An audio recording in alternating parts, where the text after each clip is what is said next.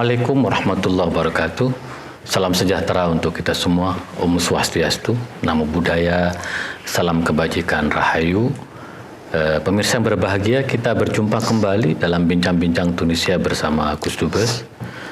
Selama bulan Ramadan ini, KBRI Tunis menghadirkan cerita-cerita menarik tentang Tunisia untuk dikenal secara lebih mendalam oleh para pemirsa di tanah air, karena seperti kita tahu Indonesia sudah membuka hubungan bilateral dengan Tunisia sejak tahun 1960, yaitu kunjungan Bung Karno ke Tunisia, kunjungan yang sangat bersejarah. Nah, sejak saat itu kita melihat kerjasama bilateral yang sangat erat sekali, dan kemudian para mahasiswa kita berdatangan ke Tunisia untuk belajar di Universitas Zaitunah.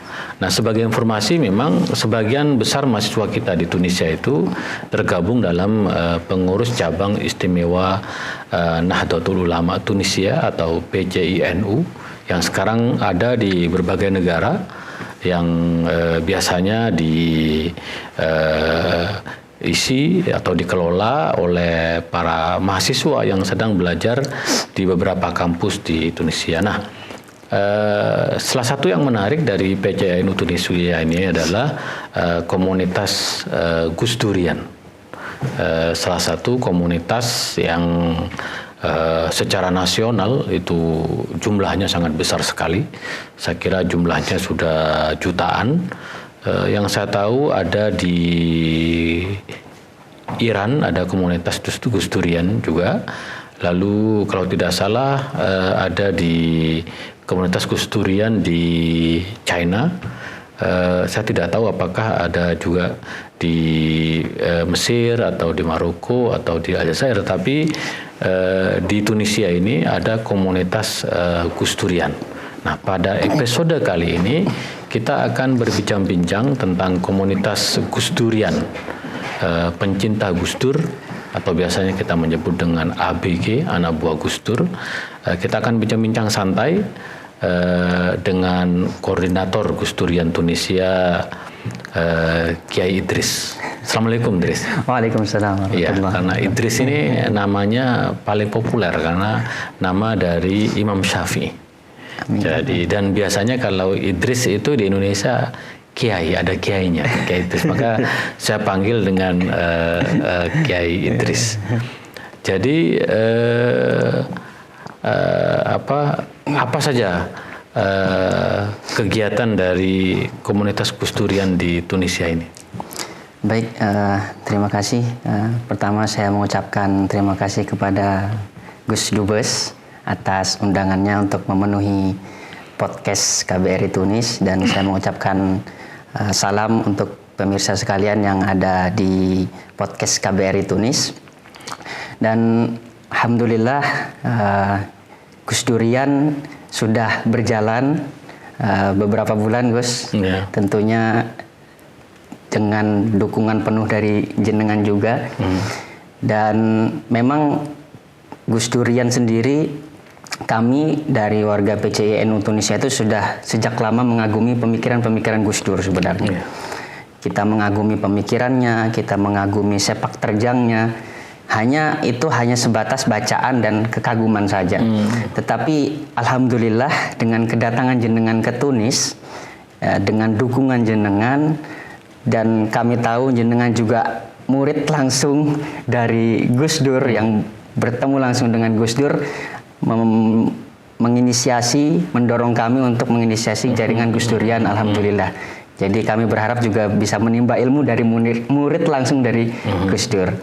Dan untuk program Gus Dur sendiri, di awal-awal pembentukan ini kami memulai dengan diskusi-diskusi ringan. Kita membaca artikel-artikel Gus Dur yang ratusan itu, banyaknya yang tersebar di berbagai macam media dan buku. Kita setiap pertemuan kita diskusikan bagaimana pemikiran Gus Dur. Kita membaca artikel Gus Dur secara objektif, kemudian kita diskusikan dan kita baca pemikiran Gus Dur dari berbagai sudut pandang. Iya, iya. Karena sebagaimana kita tahu, Gus Dur itu bacaannya sangat luas, tidak hanya terbatas dalam syariat, ilmu-ilmu syariat, tapi juga ekonomi, politik, budaya, sastra dan lain sebagainya. Sepak bola. Sepak bola juga.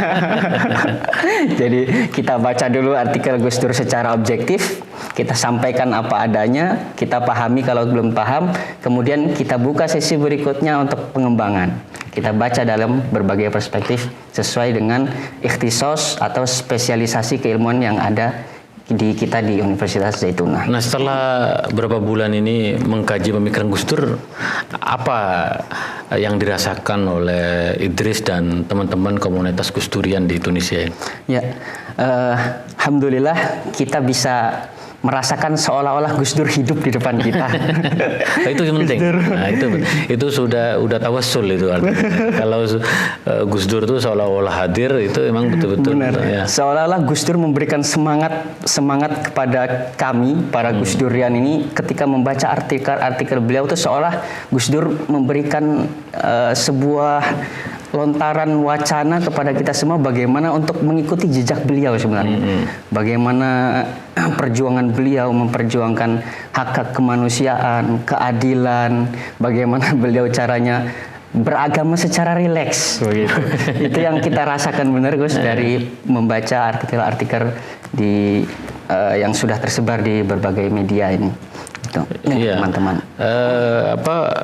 Saya kan selalu waktu mereka berdiskusi, saya juga hadir memberikan semangat kepada mereka karena saya mengatakan bahwa Gus Dur itu layak untuk dijadikan idola bagi kaum muda Nahdiyin, lebih-lebih karena saya secara pribadi termasuk yang mengidolakan Gus Dur, yang menjadi murid langsung dari Gus Dur, dan saya sampaikan supaya teman-teman mempunyai keberanian sebagaimana Gus Dur untuk memperjuangkan nilai, karena bagaimanapun nilai itu penting untuk kita gunakan sebagai alat perjuangan di masa yang akan datang. Nah, Idris kan generasi agak belakangan, tidak bertemu langsung dengan Gus Dur gitu, dan sudah kuliah pasca sarjana di kampus Zaitunah. Nah, kalau Idris mencoba membandingkan misalnya antara pemikirannya Thohir bin Asyur dengan pemikiran Gus Dur, atau apa yang membedakan, apa yang menyamakan Gus Dur dengan pemikiran keislaman yang ada di setidak-tidaknya di Zaitunah atau di Tunisia? Benar, ya, terima kasih Gus. Yang saya lihat memang kalau di Indonesia, seperti jenengan katakan tadi, Gus Dur benar-benar layak untuk dijadikan role model bagi kita semua.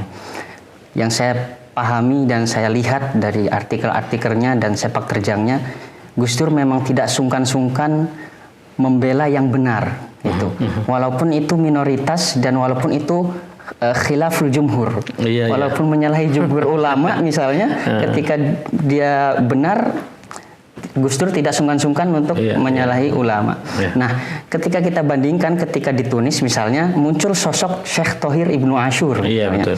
Nah, di dalam pendapat Syekh Thohir Ibnu Asyur, di sebagian ulama memang tidak sepakat akan pendapat Syekh Thohir Ibnu Asyur. Tetapi Syekh Thohir Ibnu Asyur tidak kecil dengan pendapatnya.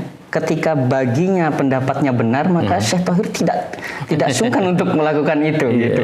Dan itu yang saya lihat antara perbandingan antara Gus Dur dan Syekh Thohir Ibnu Asyur. Ketika baginya pendapatnya benar, itu tidak sungkan-sungkan untuk membela itu. Dan Gus Dur juga memperjuangkan nilai-nilai misalnya kebebasan, nilai-nilai kemanusiaan, itu juga yang ada disampaikan oleh Syekh Thohir Ibnu Asyur. Misalnya dalam kitabnya Maqasidus Syariah, di dalamnya ada prinsip hurriyah. Hurriyah itu yang diperjuangkan oleh Syekh Thohir Ibnu Asyur, bagaimana seorang individu bisa mempunyai kebebasan, kebebasan berpikir, kebebasan berekspresi, kebebasan dalam bernegara, itu juga yang diperjuangkan sebenarnya oleh Gus Dur, nilai-nilai itu. Itu sebenarnya cocok cocok misal di Tunis Syekh Thohir Ibnu Asyur dijadikan role model bagi kita, pemikiran Syekh Thohir Ibnu Asyur, dan di Indonesia itu ada Gus Dur gitu. Iya, dan itu menarik kalau sintesis ya, bagaimana pemikiran-pemikiran yang ada di Indonesia, pemikiran yang ada di Tunisia itu betul-betul dikaji, dikomparasikan.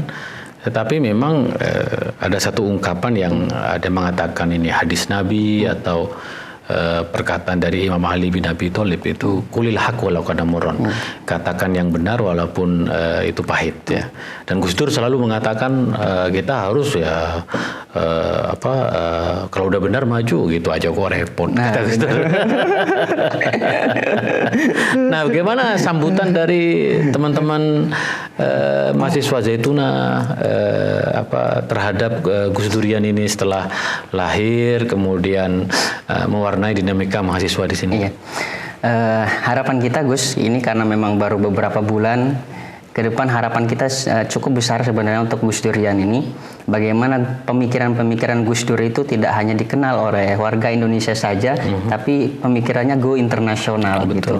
Mungkin kita melalui proyek penerjemahan dari tulisan-tulisan Gus Dur yang berbahasa Indonesia ke bahasa Arab. Dan saya akan dukung, dan itu salah satu program saya untuk menerjemahkan karya-karya Gus Dur dari bahasa Indonesia ke bahasa Arab sehingga dikenal oleh publik.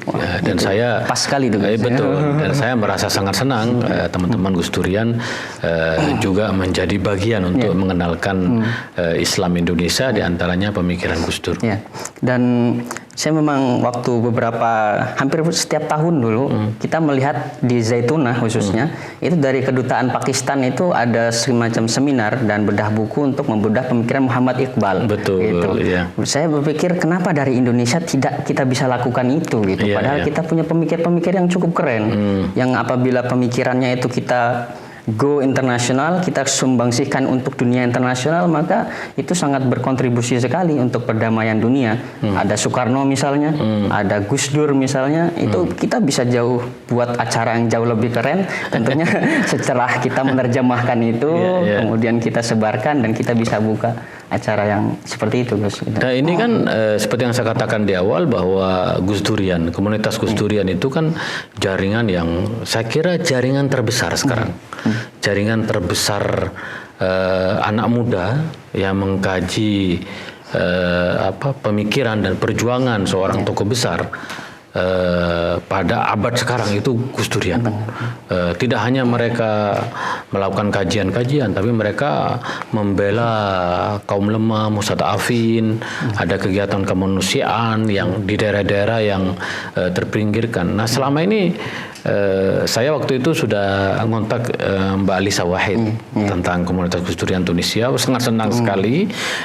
Mbak Alisa bilang top begitu aja, TOP katanya, top gitu. Nah, sekarang bagaimana komunikasi komunitas Gus Durian Tunisia dengan komunitas Gus Durian di pusatnya yang di Jogja itu? Iya, terakhir Mas Mukhib itu mengotak saya, Gus, menyampaikan rasa senangnya, bahagianya karena ada teman-teman rupanya, teman-teman yang sepemikiran dan pengagum Gus Dur di luar negeri yang ingin menghidupkan kembali nilai-nilai Gus Dur gitu. Dan terakhir beliau bilang memang sejauh ini komunitas Gus Durian itu sendiri sudah lebih dari 130 kota di Indonesia. 130 kota, 130 besar kota. sekali. Dan di beberapa negara di luar negeri sudah mulai. Dan Mas Mukhib terakhir bilang yang baru-baru juga ada di Malaysia dan Pakistan yang dua negara justru ya. Dua negara yang terbaru yang mau bentuk jaringan Gus Durian secara resmi. Dan Mas Mukhib sampaikan, silakan Mas, kita buat Zoom meeting, kita bersilaturahim bagaimana supaya mendekatkan antara jaringan Gus Durian dan yang di luar negeri dengan yang ada di Indonesia, di Sekretariat Nasional di Indonesia. Nanti saya akan bantu gimana caranya, programnya apa saja yang bisa kita sinkronkan, dan tentunya yang penting nilai-nilai, prinsip-prinsip utama, nilai-nilai Gus Dur yang harus dibawa oleh jaringan Gus Durian dimanapun berada. Gitu. Iya, itu memang penting sekali. Kenapa saya mendorong Gus Durian, komunitas Gus Durian Tunisia ini supaya teman-teman di sini berjejaring, karena para mahasiswa kita, teman-teman komunitas Gus Durian Tunisia nanti akan kembali ke tanah air. Dan ketika mereka sudah terbiasa membangun komunitas jaringan yang sangat luas, para mahasiswa di sini, pemirsa, ketika mereka pulang, mereka tidak lagi mencari komunitas baru, mereka sudah menjadi bagian dari komunitas jaringan yang sangat besar. Nah, Gus Dur itu lucu. Nah, saya sudah bilang ke teman-teman, Gus Durian Tunisia itu harus orang paling lucu yang pertama. Jadi nggak boleh sepaneng, jadi harus banyak ketawa, harus banyak jok-jok yang dimunculkan, karena bagaimanapun humor itu, kalau orang bisa humor itu sudah menyelesaikan separuh dari masalah gitu. Nah, salah satu yang menonjol dari Gus Dur itu, Idris, karena saya masih ingat hidup pada masanya Allah yang Gus Dur, terutama di akhir-akhir hayatnya, saya begitu dekat sama almarhum tuh. Nah, Gus Dur itu sangat rajin membaca. Ya, kita tahu Gus Dur sudah tidak bisa melihat ya. Tapi bagaimana Gus Dur membaca pada waktu itu Gus Dur dibacakan oleh asistennya yang namanya Sulaiman itu, sehingga tiada hari Gus Dur itu membaca dan tiada hari Gus Dur itu menulis. Nah, bagaimana ini komunitas Gus Durian bisa mewarnai para mahasiswa WNI di Tunisia supaya budaya baca dan budaya menulis itu bisa berkembang, dan tabarruknya pada Gus Dur itu adalah, atau tawassulnya kita pada Gus Dur itu budaya baca dan budaya menulis. Apa yang sedang dirancang oleh komunitas Gus Durian ini? Benar, Gus. Dari kita awal membaca artikel-artikel itu, kita ada perdebatan di situ sebenarnya. Itu juga salah satu metode yang memancing kita sebenarnya untuk menggali lebih jauh pemikiran Gus Dur. Target kita adalah awal kita hatamkan nih semua buku-buku Gus Dur. Itu yang jadi saya tekankan kepada teman-teman semuanya, supaya kita memahami bagaimana pemikiran Gus Dur secara komprehensif, memahami Gus Dur secara komprehensif, kita baca semua dulu. Itu yang saya tekankan. Maka setiap pertemuan semua harus baca, semua harus baca begitu. Dan ke depan mungkin tidak hanya membaca, tapi kita berusaha untuk menulis gitu. Karena setelah membaca, baiknya adalah dituangkan. Bagus. Jadi setelah membaca kita tuangkan. Dan itu teman-teman saya lihat di jaringan Gus Durian yang di Indonesia itu ada platform gusdurian.net, itu juga siap mewadahi tulisan teman-teman terkait Gus Dur, terkait yang berhubungan dengan Gus Dur dan lain sebagainya, itu siap mewadahi gitu. Jadi insyaallah mudah-mudahan kita konsistenkan dalam membaca. Setelah membaca, saya akan mendorong teman-teman tentunya untuk menuangkan ide-ide pikirannya begitu. Iya, karena saya melihat betul Gus Dur itu tiada hari membaca dan tiada hari menulis. Bahkan hingga akhir hayatnya, setahu saya, Gus Dur menulis. Di antaranya saya sangat bangga sekali, di antara tulisan yang ditulis Gus Dur di akhir hayatnya itu adalah pengantar buku saya, Al-Quran Kitab Toleransi. Waktu itu Gus Dur sedang cuci darah, dibacakan naskah buku saya Al-Quran Kitab Toleransi oleh Sulaiman. Gus Dur bilang bilang sama Mas Zuhairi, bukunya jangan dicetak dulu, biar saya nulis kata pengantarnya. Jadi saya merasa bangga ya, tulisan terakhir Gus Dur di masa hayatnya itu adalah kata pengantar buku saya Al-Quran Kitab Toleransi itu. Luar biasa itu. Iya, jadi maka oleh karena itu memang Gus Durian menurut saya harus berada di garda terdepan untuk menjadi obor, untuk menjadi cahaya bagi aktivitas mahasiswa di Tunisia, sehingga bisa menginspirasi. Apalagi hal-hal yang sedang dipikirkan oleh Idris dan teman-teman komunitas Gus Durian Tunisia, terutama bagaimana supaya kegiatannya itu punya pengaruh luas, tidak hanya di Tunisia saja, tetapi setidaknya di luar negeri terlebih dahulu berjejaring. Lalu kemudian bagaimana teman-teman bisa berkomunikasi dengan Gus Durian di Papua, Gus Durian di Madura, Gus Durian di Bali, di NTB. Apa yang sedang dipikirkan oleh komunitas Gus Durian Tunisia? Baik, terima kasih Gus. untuk awal memang karena kita baru merintis jaringan Gus Durian, tapi itu memang sudah ada dalam program-program kami. Setelah Gus Durian ini nanti bertemu dengan Mas Mukhib dan kita resmi menjadi Gus Durian Tunisia, kita akan mencoba bersilaturahim.